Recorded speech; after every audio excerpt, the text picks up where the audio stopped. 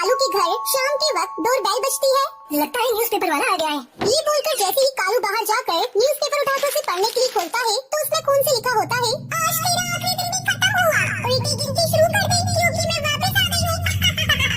नहीं, ऐसा नहीं हो सकता, कुछ नहीं होगा मुझे। तभी एक चिड़िया साइकिल चलाते हुए घंटी बजाती है और एक अखबार कालू के ऊपर फेंकती है। कालू भूतिया चिड़िया की आत्मा को देखकर डर जाता है और डरते हुए उस अखबार को खोलता है। मैं वापस आ गई हूँ और तुझसे बदला लेकर ही रहूंगी।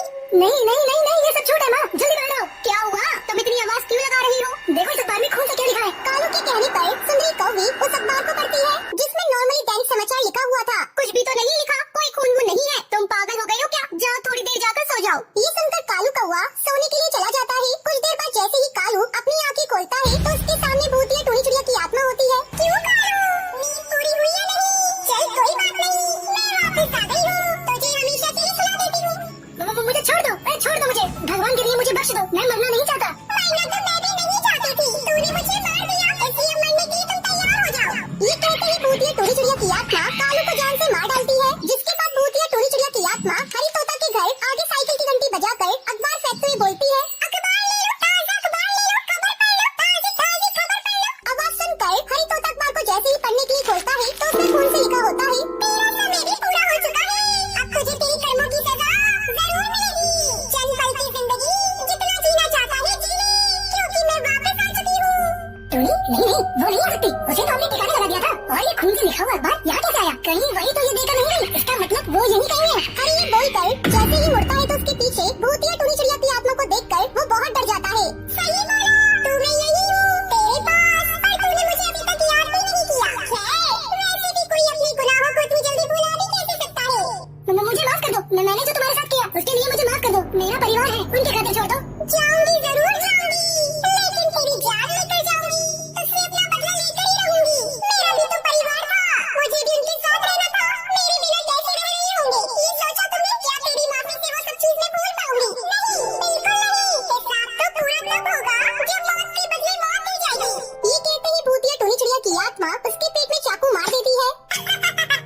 मार डाला, उसे भी मार डाला, अब बस बंटी कबूतर बचा है, उसे भी ठिकाने लगा दो, तभी मेरा इंतकाम पूरा होगा। अब वो बंटी को इसी तरह न्यूज़पेपर देकर उसे मारने वाली होती है कि तभी उसकी पत्नी टुनटुनी उसके सामने आकर उससे कहती है, नहीं, मैं तुम्हें अपने पति को मारने नहीं दूंगी, तुम्हें जो कहना है मुझसे कहो। मैं निर्दोष पक्षियों को नहीं मारती, बेहतर होगा तुम मेरे सामने से हट जाओ, आज इसकी किए की सजा को देकर ही रहूंगी। तुम्हारा पति कोई दूध का धुआं नहीं है, इसकी कड़वी सच्चाई मैं तुम्हें आज बताती हूँ। 1 साल पहले की बात है, मैं टूनी अखबार बांटने का काम किया करती थी। ऐसे ही एक दिन सारे अखबार मैंने बांट दिए, तभी बॉस कालू ने बोला, अरे बंटी तो आज रात को नहीं आ पाएगा, तो हमारे न्यूज़पेपर दूसरे डिपार्टमेंट तक कैसे डिलीवर होंगे? अगर ये पेपर रात में नहीं पहुँचे तो सुबह भी पक्षियों तक नहीं पहुँच पाएंगे। जो ये काम करेगा उसे मैं एक्स्ट्रा चार्ज दूंगा। अगर मैं इस चीज के लिए हाँ कर दूं तो मैं माँ की आंखों का इलाज करवा पाऊंगी। इन पैसों से सर मैं करूंगी ये काम। फिर टूनी बॉस से एड्रेस लेकर रात में न्यूज़पेपर के बंडल को लेकर दूसरे डिपार्टमेंट जाने के लिए निकल जाती है, लेकिन रास्ते में बंटी, कालू और हरी उसे रोक लेते हैं। छोड़ दीजिए मुझे सर, आपको शर्म नहीं आती? अपने ही ऑफिस के एम्प्लॉय के साथ आप बदतमीजी कर रहे हैं, जाने दीजिए मुझे। ये कहकर टोनी चिड़िया वहाँ से भागने लगती है, तभी वो तीनों से चाकू मारकर उसे जमीन में दफना देते हैं। बताओ क्या गलती थी मेरी? सिर्फ अपनी माँ को सोचकर मैं उस रात निकली, लेकिन दरिंदे पक्षियों ने जिसमें तुम्हारा पति शामिल था, उन सबने मेरे साथ गलत किया और मुझे मार डाला, इसलिए मैंने मार डालूंगी। ये बोलकर भूतिया चिड़िया की आत्मा उसके पति बंटी को भी मार डालती है और अपना बदला लेकर वो हमेशा के लिए चली जाती है। शाम के वक्त टोनी चिड़िया और सुंदरी कौवी अपनी बिरयानी का ठेला लेकर जा रही थी। अरे बिरयानी ले लो, बिरयानी ताज़ा ताज़ा गरम गरम बिरयानी, लाजवाब चिकन वाली मजेदार बिरयानी, जल्दी जल्दी ले लो, कहीं ऐसा ना हो कि खत्म हो जाए। उन दोनों की आवाज सुनकर हरी तोता आकर कहता है, अरे चिड़िया बिरयानी कैसी दी, जरा एक प्लेट देना। हाँ बेटा ये ले लो और खाकर बताओ कैसी है। अरे वाह, ये तो बहुत अच्छी बिरयानी है, लेकिन इसमें हड्डी के टुकड़े हैं। हाँ तो होंगी ही, इसमें पक्षियों की हड्डी और मांस के टुकड़े हैं। माँ जी जरा इसमें बिरयानी डाला तो। क्या पक्षियों के मांस और हड्डियों के टुकड़े? मुझे क्या खिला दिया आपने, मेरा ध्यान नष्ट कर दिया। अब जब खा ही लिया है तो और खा लो, क्योंकि उसके बाद तो तुम मार नहीं जाओगे। ये तुम क्या बोल रही हो, छोड़ दो मुझे। ये सुनकर ये दोनों सास बहू हरी को एक झटके में मार देती है और बाद में उसकी बिरयानी बनाकर फिर से बेचने लगती है। जो भी पक्षी बिरयानी खाता वो दोनों ने मार डालती। ऐसे ही अगले दिन शाम को टुनटुनी नाम की चिड़िया अपने घर जा रही थी। अरे आज कुछ पका हुआ मिल जाता तो घर ले जाती, खाना नहीं पकाना पड़ता, आज वैसे भी बहुत थक गई हूँ। तभी टुनटुनी बिरयानी बेचने वाली भूतिया चिड़िया की आत्मा को देखती है। अरे बहन जरा 1 किलो बिरयानी पैक करना और 1 प्लेट खाने के लिए देना, बहुत भूख लग रही है। तभी सुंदरी कौवी उसे बिरयानी खाने के लिए देती है। अरे ये बिरयानी कुछ अलग सी है, इसमें ऐसा क्या है इस बिरयानी के अंदर, बताओ मुझे।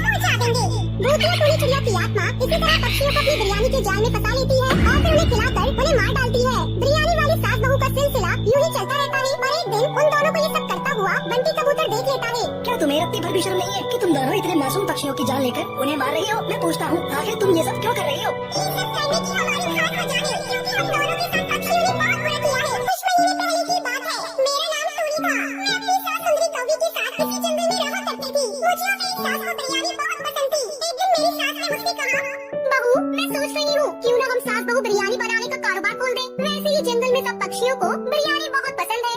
हम दोनों ने भगवान का नाम लेकर बिरयानी बनाने का धंधा शुरू किया। कुछ ही दिनों में हमारा कारोबार बहुत ही अच्छा चलने लगा। और एक दिन कड़कनाथ से एक टुल्लू चढ़ा हमारी दुकान पर आते हैं। अरे चिड़िया, जल्दी से 2 प्लेट गर्मा गर्म बिरयानी लगा और हाँ, तंगड़ी ज्यादा डालना। जी भैया, अभी देती हूँ। दोनों खा पी कर बिना पैसे दिए जाने लगते हैं कि टूनी से रोककर कहती है, अरे भैया पैसे तो देते जाइए। ओए जरा समझा इसे कि कौन हूँ मैं। इस पूरे एरिया में मेरी कड़कनाथ सेठ दादागिरी चलती है और तू कड़कनाथ सेठ से पैसे लगी। देखो बेटा, मेहनत से बनाया है, इसकी रकम तो अदा करो। मैंने अभी अभी शुरू किया है ये काम, पैसे दो हमारे। ये सुनकर कड़कनाथ सेठ और टुल्लू चढ़ा उन दोनों को जान से मार देते हैं, जिसके बाद से उनकी आत्मा तड़पने लगती है और कहती है, इसने हमारे साथ बेईमानी की, इसलिए अब हम दोनों इन दोनों को नहीं छोड़ेंगे, इन दोनों को मार डालेंगे। ऐसा कहते ही दोनों ने बेरहमी के साथ तड़पा तड़पा कर मार डालती है। तेरी वजह से हमारा बिरयानी का बिजनेस बंद हो गया, लेकिन मरने के बाद भी हम बिरयानी बनाएंगे, पक्षियों को मारकर, और सबसे पहले तेरी ही बिरयानी बनाऊंगी।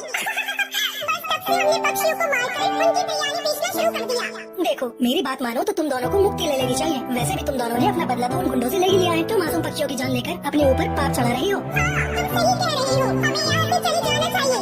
ऐसा बोलते ही उन दोनों भूतिया चिड़िया की आत्मा को मुक्ति मिल जाती है और वो हमेशा के लिए चली जाती है। गोरखपुर जंगल में टूनी चिड़िया नाम की एक चिड़िया रहती थी। वो जंगल की सरपंच कड़कनाथ सेठ की बेटी थी। टूनी चिड़िया जंगल के कालू कौवे से बहुत प्यार करती थी। कालू कौवा जंगल में गोबर उठाने का काम करता था। एक दिन, कालू कौवे, मुझे डर है कि मेरे पापा हमारे रिश्ते के लिए तैयार होंगे या नहीं। मैं तुमसे बहुत प्यार करती हूँ, मैं तुम्हारे बिना नहीं जी सकती। तो टुन्नी, हम दोनों चुपकर शादी कर लेते हैं नदी के पास वाले मंदिर में। हाँ कालू कौवे, ये सही रहेगा हम दोनों के लिए। अगले दिन टूनी चिड़िया तैयार होकर मंदिर आ जाती है। फिर वो कालू कौवे के साथ शादी कर लेती है। तभी मोंटू कबूतर उसे देख लेता है। ये तो कड़कनाथ की बेटी टूनी चिड़िया है। ओह, इसने तो जंगल के गोबर उठाने वाले कालू कौवे से शादी कर ली। ये बात मुझे कड़कनाथ सेठ को बतानी होगी। फिर वो कड़कनाथ सेठ को सब बात बता देता है। वो गुस्से में उड़ता हुआ मंदिर आता है। टूनी चिड़िया, ये तूने क्या किया? तुझे जरा भी शर्म नहीं आई? अपने बाप का नाम मिट्टी में मिलाते हुए तू एक गोबर खाने वाले कौवे से शादी कर रही है। कड़कनाथ सेठ, ये मेरी बीवी है, आप इसके साथ ऐसे बात नहीं कर सकते। तेरी इतनी हिम्मत, हमारे साथ ऐसे बात करेगा? मैं तुझे नहीं छोड़ूंगा।